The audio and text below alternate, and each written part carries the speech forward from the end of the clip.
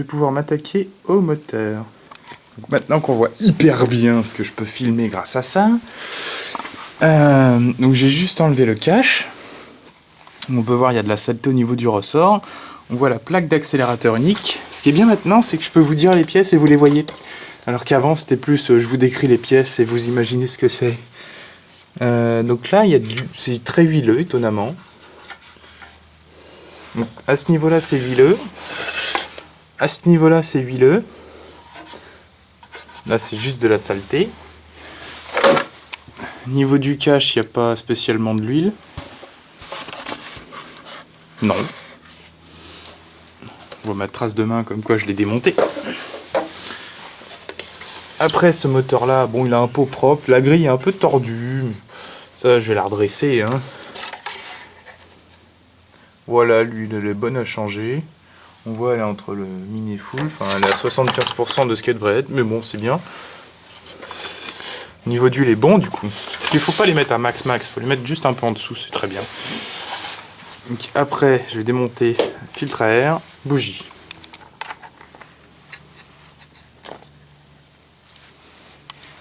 Donc le filtre à air est sale quand même, mais il est largement nettoyable. Il n'est pas tout noir, plein de merde. Là-dedans, il y a juste un peu de saleté.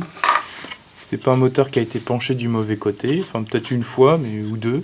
Il y a un peu d'huile, rien, il n'y en a pas sur le filtre à air, donc c'est ce qui compte. Après la poire, elle fonctionne bien, et en plus j'entends le bruit là-dedans. Donc lui c'est un moteur de 1999. Ce que je vais faire par la suite c'est démonter la grille de pot, comme ça elle va pas se prendre plus de coups. Et comme j'ai dit, la bougie. Donc la bougie. Donc la bougie elle a besoin d'un bon nettoyage. Synergie 19 LM champion, c'est habituel. Un peu sale mais bon ça va. J'ai la légère impression qu'il me manque cette plaque là. Mais bon, j'ai défait. Voilà. Bon ça va. Oh le lanceur il fait propre. Le lanceur fait propre. Le moteur lui, saleté à ce niveau là. Une bonne couche. Devant c'est propre. C'est de la saleté au fur et à mesure du temps. Là il y a de l'huile. Je pense que c'est à cause de la jauge. Enfin je veux dire la personne n'a pas fait attention à ça. À ce niveau là je me demande. Je pense pas que ce soit le joint de régulateur. Parce que l'huile elle est vraiment près de la jauge quoi. Il n'y en a pas trop ailleurs. Le servi, là, c'est la trace du frein moteur, mais le frein moteur, lui, en bon état. Le pot, lui, en très bon état. Donc ça prouve que c'est une tondeuse qui n'a pas trop connu l'eau, surtout en dessous. Comme on peut voir l'état du carter. Mais le moteur, enfin le pot est vraiment propre, quoi. On dirait qu'il est neuf. Donc. Peut-être que celui-là je vais faire comme l'autre, mais sauf l'acculage, j'ai pas envie de la démonter sur celui-là. Je vais peut-être démonter, en gros nettoyer le bloc comme j'ai déjà fait, nettoyer carbu, tout ça. Donc je vais démonter le carbu, l'allumage, le vilo si je peux, le pot, frein moteur. Puis après on va voir ce que ça donne là-dessous. Donc le bloc, j'ai tout démonté dessus. De toute façon, on peut voir comment c'est démonté dans la vidéo. Enfin, j'explique comment démonter dans la vidéo de la Wolf. Mais bon, on voit, j'ai essayé d'enlever le volant moteur, mais il n'a pas voulu venir. Enfin, j'ai pas trop insisté. Je vois pas trop l'intérêt. Vu que le moteur a l'air d'avoir tourné propre. C'est quelque chose que je vous ai pas dit ça, mais sinon il a vraiment l'air d'avoir tourné propre. C'est juste qu'il est sale au-dessus, quoi. Et que je pense qu'une fois il doit y avoir le joint de jauge aussi qui a un peu de mal à...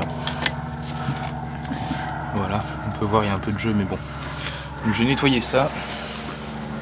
Et puis après je vais passer au remontage. Bon, le lendemain matin, le XTE,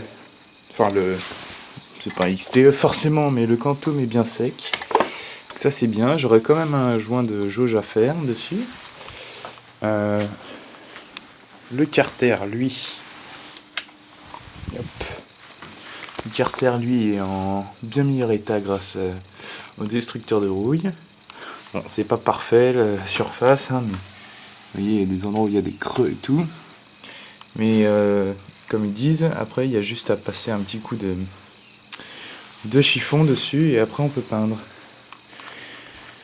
Donc, vu que ça fait 12 heures, enfin un peu plus, que c'est sec, j'ai fait 2 couches de produit.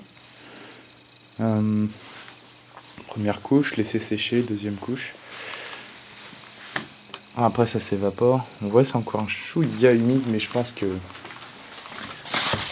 avec du sopalin.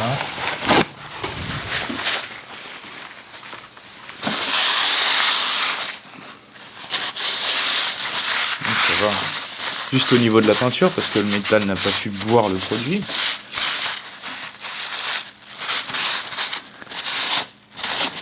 Et au niveau du plastique. Et voilà. J'ai un bon coup de chiffon à passer. Ouais.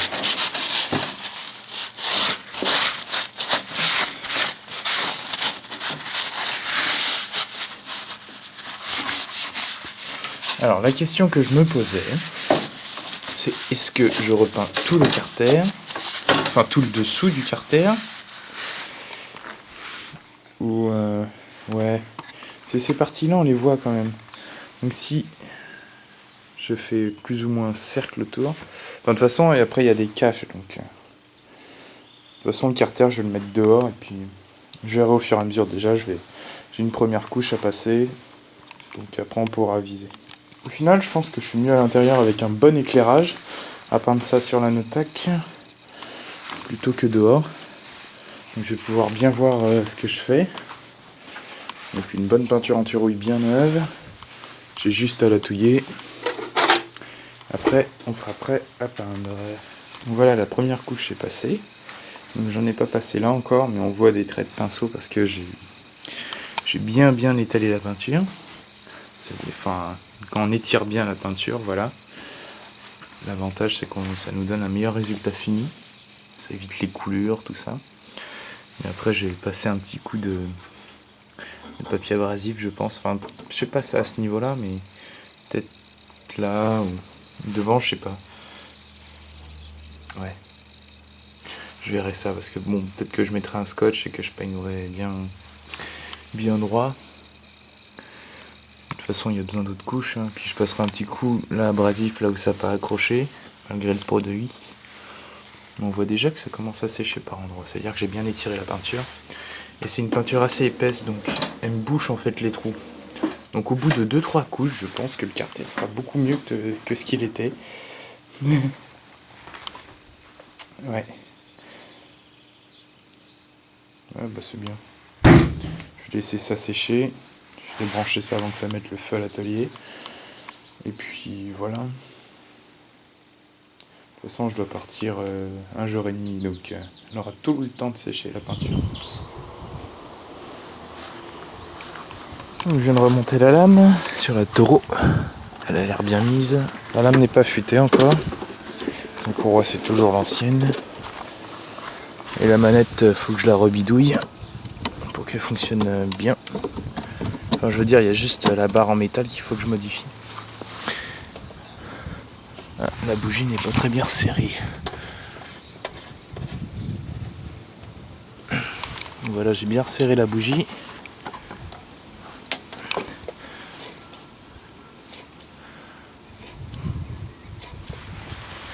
On va voir si elle démarre.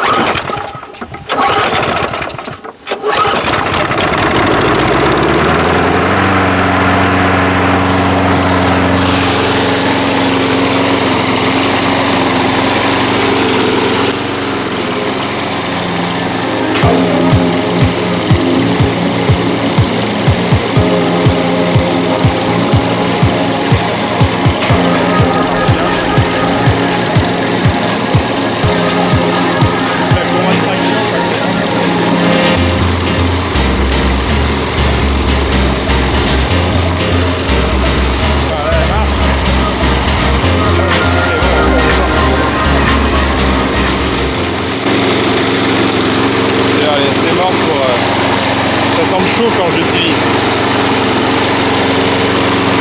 Sur le moteur il tourne bien.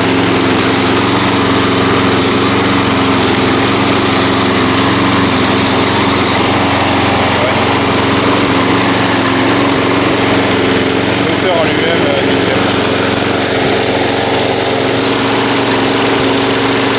Faut que je lui fasse sa vidange, donc je le laisse tourner. Il tourne bien, hein, pas trop de bruit.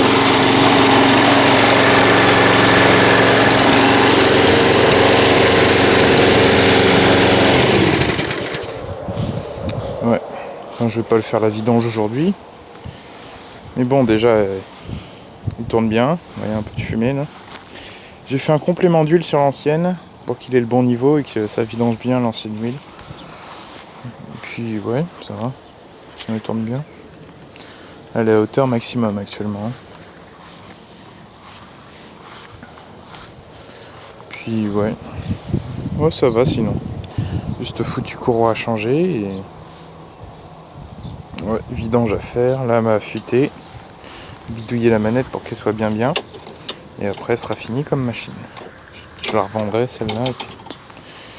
Voilà.